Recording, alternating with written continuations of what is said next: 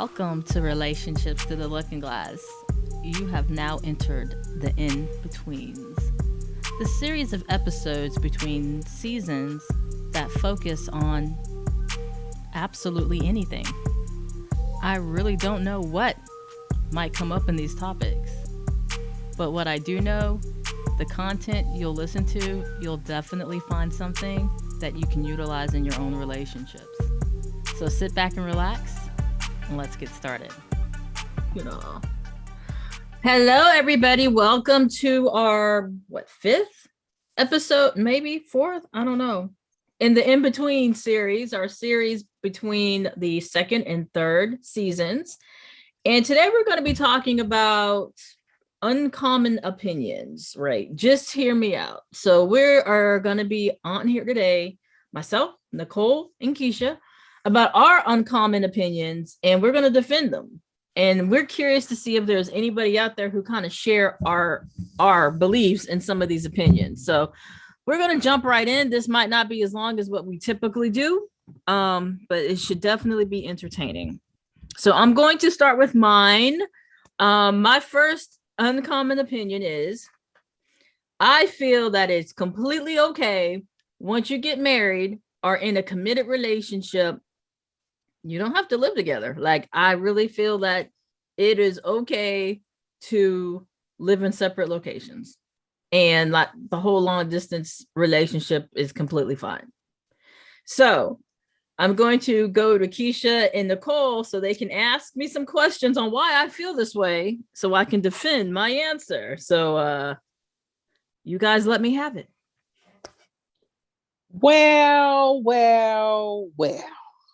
Why, Michelle, do you think it's okay to live in two different households if you are married or in a committed relationship? Like, I'm not understanding. So why? I think, because sometimes you just need your own space, or you got so much stuff going on in your life, and you just like your own spot. Like when you have to merge two households together, that can be complicated, and you got to share bathrooms, share your bed on a regular basis. And I know the whole marriage thing, that's what the whole point is, maybe sometimes for people. But then also when you are long distance or live in separate locations, like when you do come together, it's more meaningful because it's a scheduled type of setup. And I know when I'm saying this out loud, it even sounds crazy, but there are people who believe in the whole living apart relationship. And from the research I've done for people who have done it, it's worked. And it's kind of like, if you think, and it maybe has something to do with me being in the military, a lot of times military families do that because the partner's deployed or is stationed someplace else where the family can't go. Like if you have a year tour in Korea or a year tour in some place where family really doesn't want to do it, you are married and living apart. So granted, it could be some stress, but depending on how the relationship is and how both parties view it, it could actually be something that could work. That's okay. Yeah. So what happens in the midnight hours when you really want to see your mate? You need to be held. No, you can call them up and be like, look, let's. So you're having a booty call with your husband. Well, it's kind of like not schedule the event, but like, okay, I'm gonna stay with you for this month, but I'm gonna be at my spot for a week. And it's not saying you're apart all the time, but you have that ability to have space, because I think sometimes space is a good thing. Sometimes, absence makes the heart grow fonder. And I'm like, okay, we can reside under one roof for a month or two at a time. And then like for 2 or 3 weeks, I just kind of want to be by myself. Okay. I know. All right. I have a few questions here. One, what is the point in being in a quote unquote committed relationship but separate? Well, you're technically, I mean, you're only separate physically, and it really depends on the people, how long that looks or what that looks like. But emotionally, spiritually, all the other stuff, you're together. Like I just might need a week by my damn self and or a month by myself. That doesn't mean I don't love the person any less. I just kind of want to have some space or moments by myself. Granted, now a lot of the pushback from you all both might be because you're extroverts and I'm the introvert. But for me, even if it's a situation where I have my own spot in my house, like I need my space at certain times. And if I'm with another person who's an introvert and they tell me that, I'll be cool with it. Like, okay, like I want to go someplace by myself for a week or two. I'm completely cool with it because I want to do the same thing. I don't. I, I don't think I can do that. Now, I do understand wanting your own space. So, she sheds, man, what they call it, the man cave, Right. a house large enough where you can kind of get that. Now, I can remember being married and not wanting to be touched, like just wanting to sleep on my side of the bed, sleep, and not, I don't want to hear anybody snoring, don't touch me, and none of that. But I mean, I still wanted him to be in the house. So, um, I remember like I, back in the day, they even had separate bedrooms. oh But boy, you're Yeah, right, but you're they right. were in this, that means they were in the same house. They were in the same. yeah. And most of those were arranged marriages. They wasn't because they fell in love. Man, I can So, love you. I want to be around you all the time. Like I literally can love the hell out of you and do not want to see you every day. Like I'm fine with that. Like I am fine. I am so fine with that.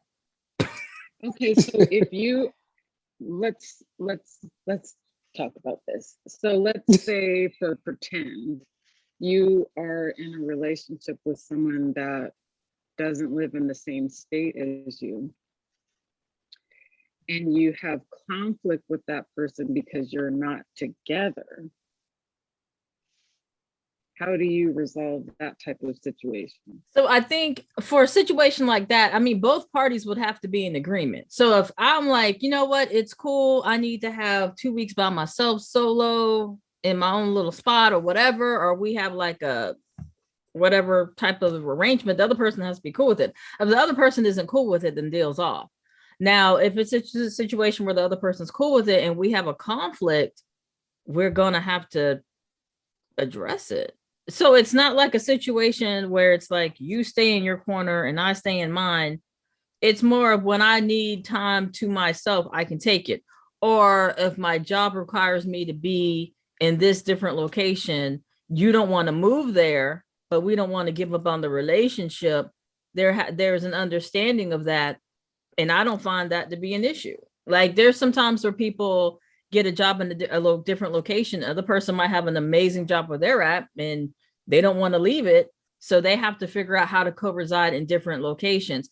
And like celebrities do it a lot too, where one of them might live in New York, the other one lives in California, but they make it work because both of them are on board with making it work versus if one person's like you guys, like, I have to live under the same roof with you. And the other person's like, well, I'm good either way. Like, I'm fine. That wouldn't work because one person is like, no, I need to be under the same roof. So I guess what I'm saying is it would have to be a joint type of decision versus one person saying, I don't want to live with you. And the other person's like, well, I want to live with you. How are we going to make that work? I'm more thinking of two people who were like, either their job requires it, their own personal preference desires it, but both of them see it that same way. I say, you know what? If that works, that works. Because I think a lot of people have determined what relationship looks like and making it a cookie cutter thing when it's not. Like everybody's relationships are different. I find I do really well in long distance relationships because it gives me time by myself and I like my time. So it really comes down to what everybody's personal preference is and how that works with somebody else's preference. And that's my unpopular opinion. I would like to give some pushback, and I just want to make sure that people that are making the decision to live separate from their partner are not using that as a scapegoat to steer clear of being, how do you say it, 100% open and vulnerable with their partner. Like, I don't have to be intimate physically with you. I don't have to be intimate emotionally with you. I don't have to be intimate with you spiritually. Because we're just having phone conversations and FaceTime. So to me, if I were to be in that type of situation, I would want to make sure that we are not, or I am not, dodging intimacy and vulnerability by creating space, like putting up the wall of not being in a physical space with somebody. So like, you never have to see me either physically naked or, in essence, emotionally naked, sharing everything with that other partner. Right. And again, that comes down to the maturity of the relationship. Like, if you are doing it to avoid that, then obviously that relationship has some concerns. But I'm looking at it from a standpoint of, it's a healthy relationship. Two grown-ups have made the decision to say, I'm doing this because of this, or I just operate better this way, but they're still vulnerable and open to their partners. That's the one I'm talking about. I'm not talking about people who are like, I'm going to do this because I'm actually not wanting to be with you. Like, then that's a whole nother issue. So I'm looking at it, just either life challenges have caused it to happen, your personal preferences have caused it to happen, and I just don't see anything wrong with it. Like, if that's how people choose to run their relationship and it works for them, I'm all for it. That's my unpopular opinion. Dag nabbits. Who's next? Next. Well, I guess I'll go ahead on and get on out of the way. My unpopular opinion is, I don't think, and I know it's like the thing to do, being submissive to a man, as far as a woman being submissive. But my unpopular opinion is, I don't think all men deserve to have a woman to be submissive to them. And I feel this way based off of not just a man's character, but the way he lives his life. If he's not living an upright life, and I'm gonna kind of get biblical a little bit, and he's not taking care of his household and being responsible and doing the things that he needs to do, I don't think a woman needs to be submissive to him. And I'm just reminded of Nabal in the Bible. Nabal was a guy that the Bible describes as a fool. And his wife, he started a lot of trouble and issues for the family. And his wife had to actually go behind his back to fix some things. And just looking at that example, I just don't think so. I don't. And I know when meeting a man, and we sometimes dance around how to say what we need to say. Sometimes some women do.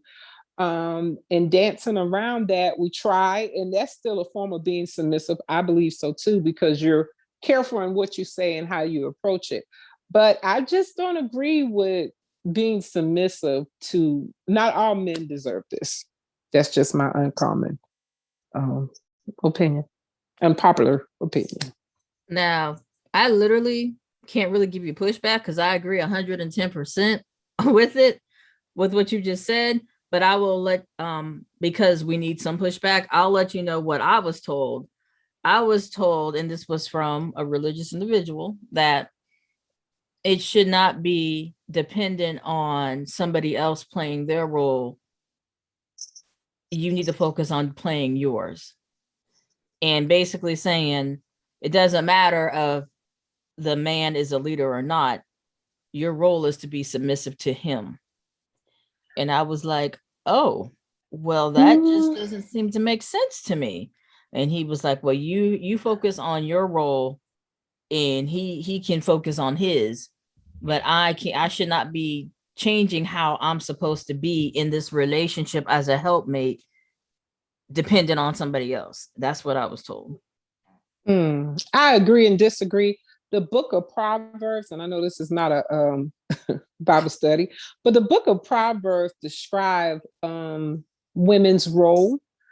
We are to be helpmates when the man actually believes that there's nothing else in store. Like, okay, I don't know how I'm gonna make this work. I've tried everything. I have nothing else to give. There's, funding's food or whatever. We're supposed to have something in storage to be able to help as a helpmate. But the man himself is supposed to lead.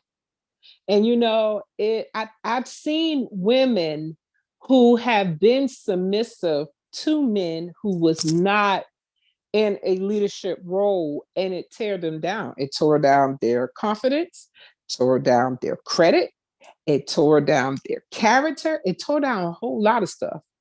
So I really do believe when it comes down to being submissive, that man has to be in a leader position to lead, to guide, to run that household, and just be in the upright position for a woman to actually submit to him. That's my opinion.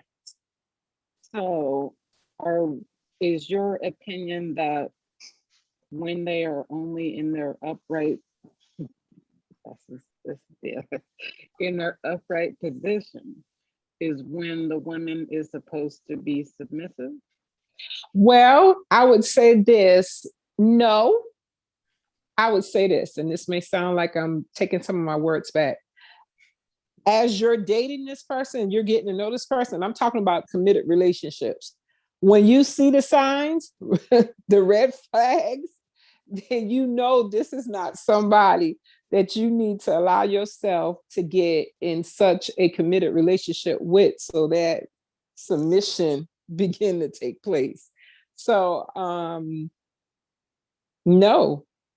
I mean, I think if you are looking at the flags before it even get that far, then this shouldn't even be a problem. What But then happens people if he was people in the do leading change. role? Yeah, what if he was in the Right. People change. doesn't Yeah. happen? People change. And if that change takes place, I think that's when the role of, well, of course, throughout the whole relationship, when the women are in their role according to biblical stance from the Proverbs woman, if he goes through a period where he is not able to take that leadership role, then yes, I think the woman, should be able to step up. But that's for as a helpmate as he get himself back to a level of where he needs to be. Okay. So is there a time restriction on this season? No, I don't think so. I don't think So, it's a time. so if he's fallen out of his leadership role for 5 years, I guess that's where it comes out, for better or for worse, or whatever agreement they have upon themselves. So I don't see a time restriction on it. No, that's up to the individuals. Okay. So Keisha says her unpopular opinion is I will not be submissive to somebody who is not worthy of my submission. I don't care Right. what no one says. My unpopular opinion is I see nothing wrong with people being in committed relationships or marriages and not resigning in the same space. So now Nicole's turn to share her unpopular opinion so we can come at her. okay, my unpopular opinion is I don't think fights or disagreements within a relationship is a bad thing. I think fights, if you will, for lack of a better term, or arguments or disagreements, are a space where a relationship can grow. So you can kind of go through, if everybody's fighting in a fair manner, in a respectable manner, couples or even relationships with children or coworkers, we can, address some things in a respectable manner and come out at a better place than when you started learning something about both parties. And I think that's important when relating with people. Okay. And I'm not saying I'm playing devil's advocate here because I'm not saying I disagree. I guess my question would be, so are you saying people who don't have conflict, people who don't have a lot, well, not a lot, but an ongoing back and forth in that space is not in a healthy relationship? No, not at all. I'm saying that it is unhealthy to withhold an opinion or a stance on something because you don't want to fight. I think it's more advantageous to let your opinion out. Stop running from the fighting, because all you're going to do is hold it in and it's going to come out in another manner. Do you think ongoing confrontations, verbal confrontation, not physical, do you think that's a red flag that maybe this relationship is not going to work? Or, I think confrontation is good, especially when it's positive. But if it's ongoing and it's negative, do you think that's a flag? Yeah, it's a flag that something's definitely going on. Either somebody's not being heard, or the whatever the point is not being understood. So either it's being communicated wrong or it's being received wrong. So Gotcha. something needs to be worked out within that relationship for it to continue on.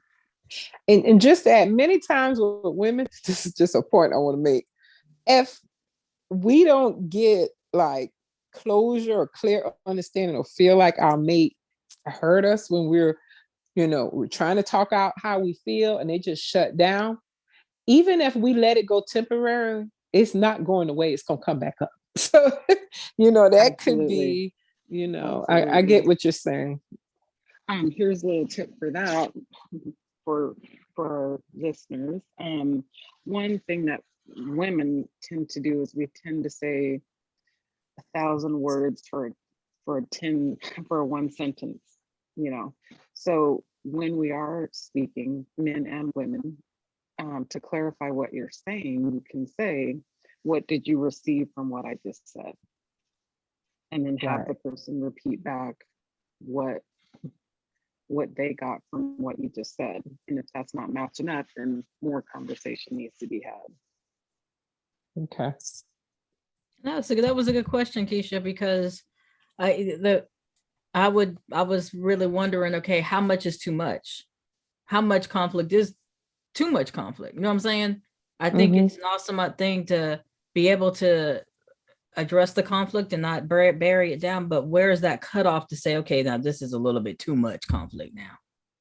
Like, is there a limit? Is there a cap to how many arguments a day? Well, I think you need to be realistic with yourself. Like I said, if the confrontations keep coming up and conversations keep being had, then something is wrong, either the way it's being said or the way that's being received. And that, whatever that is, might not be resolved. For example, if somebody's trauma is not allowing them to hear the message as it's being delivered, that trauma needs to be resolved first before the relationship can move forward. So that would be a case where you would need to do some work before moving forward in the relationship. Got you. Mm-hmm. All right, that makes sense. Okay, I'm about to throw out another unpopular opinion. I feel if there is tension built up within two people who have separated and broken up, and you never really had an official way to say goodbye, I feel it's okay to have one final smashing session and just get it all out there and then say your goodbyes. No. Because that last round, I can imagine it's going to be so good until you're going to want to do it again. And I just think it's a setup to make you just want to keep going. I don't see how you can stop. Well, if you're both like, this is going to be it, let's just get it out our system. You don't think that could be like Let's just get it out of our system and then go our own separate ways. No, because the flashbacks from that episode is going to I think it's no. I just think the flashbacks from it, the thoughts, it's just really going to make you want to do it again. I think so. For me, I think. What say ye, Nicole? I'm trying to rack my brain and think about what besides the physical is the point. Like, it would just be the physical. Like, say you and the other person had so much passion and it was just amazing. And like, we're going to go our own separate ways, but let's just have one good hoorah before we do. I mean, I don't see any harm in that. I don't know, maybe. Yeah. I mean, if it was just the physical, then I would be more interested in some new than looking back. But the physical was amazing. That's the thing. Yeah, but there's other stuff attached to that though. And I mean, I hate to bring it to like male or female, but men, that's a point of ego for them. So I feel like a man would be feeling like they need to prove something in that last session to where it wouldn't be just physical for them either. Like they were looking for the ego stroke. But as long as I'm getting what I want out of it, I could care less what they're getting. I know that sounds so. So I would say only if you're able to do it and walk away, not let your heart get reconnected, or what's the words for it? Just totally went away. One is your heart and the other one went away. If you can handle it, bottom line, if you can handle it, okay. I think everybody gets into these situations, especially women, where they think they can handle it. In reality, that they cannot. So you guys were saying you've never been with a dude only for the physical? Like, am I the bad guy here?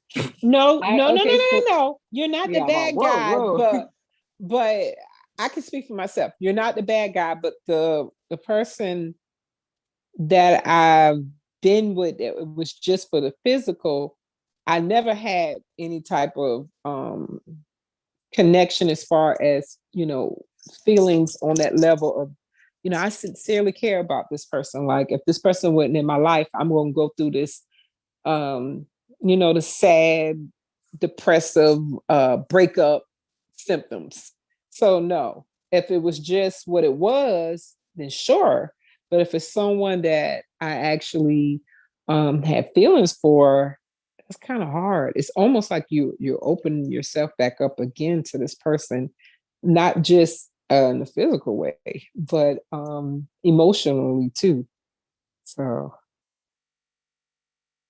And for me, no, I mean, I don't view it as a bad guy, but I've done the physical, but it was physical from the beginning to the end. One. Okay, so and then two, I did do the post relationship and it was unsuccessful. So got you. So you both are saying it's fine as long as it has always been just physical and there were never feelings attached. Yeah, that's what I say. Yeah. Okay. All right. Any other unpopular opinions? Because we're winding down. So I think mine were pretty, I think all of them might have been pretty a good conversation starters for sure. Good conversation starters for sure. Do you guys have any other ones that you want to throw out? No, not right now. That's all I can think of right now. Yeah. That's all I got so far. All right. Well, hopefully these are some great conversation starters. Again, something to think about. I'm curious to see how many people are listening that say, yeah, I agree with that, or no, I don't. And give us a why. Give us a why you don't agree with it. And yeah, so this is going to wrap up this quick, short episode, a mini episode, if you will. But really think about some of these topics and have some discussions within your crew to find out which one of you agree with some of our unpopular opinions, and we can go from there. And Thanks. share your unpopular opinions too. I want to hear what Yeah, some of your unpopular absolutely. opinions are. Mm-hmm. So that's going to go ahead and end this episode. We're wrapping it up. We're going to have a few more episodes in the in-betweens before we hit season 3. But I want you all, again, thank you very much for listening and interacting with us. And definitely keep tabs on us through our Instagram, through our Facebook, and our website, www.thelookingglass.fans. And yeah, we'll talk to you guys next time. You guys take care, stay safe, and be well.